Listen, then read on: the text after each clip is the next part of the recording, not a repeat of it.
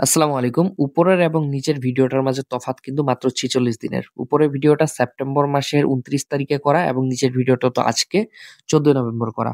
তো এই ৪৬ দিনে কেমন পরিবর্তন হইছে এটা আপনারাই বিচার করুন এবং আপনারাই বলুন।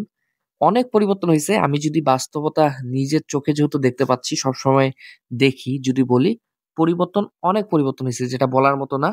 আর এই ধরনের ভিডিও কিন্তু আমি ইদানিং দিতে চাই না। না দিতে চাওয়ার পিছনে একটাই কারণ, আপনারা অনেকেই এই ভিডিওগুলো দেখে মনে করেন ৪০-৪৫ দিনে গরু মোটা হয়।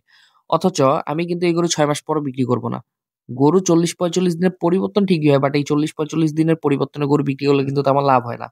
কারণ গরুগুলো কেনার সময় শুকনো অবস্থায় অনেক দামে কিনতে হয়। আর মোটা তাজা হওয়ার পর মানুষের দামে বিক্রি করতে হয়। এইজন্য আমি গরু ৪ থেকে ৬ মাস পালন করি। এতে যেটা হয় যে আমার একটা গরু মোটা হওয়ার পাশাপাশি অনেকটা বড় হয়ে যায়।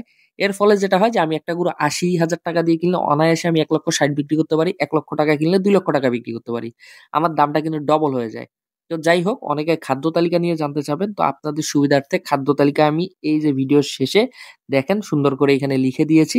এটা দেখে আপনারা যাদের ইচ্ছামতো খাদ্য তৈরি করে নিতে পারেন। আর এই মেডিসিন গুলো যদি লাগে নিচের নাম্বারে যোগাযোগ করতে পারেন। ধন্যবাদ সবাইকে। আসসালামু আলাইকুম।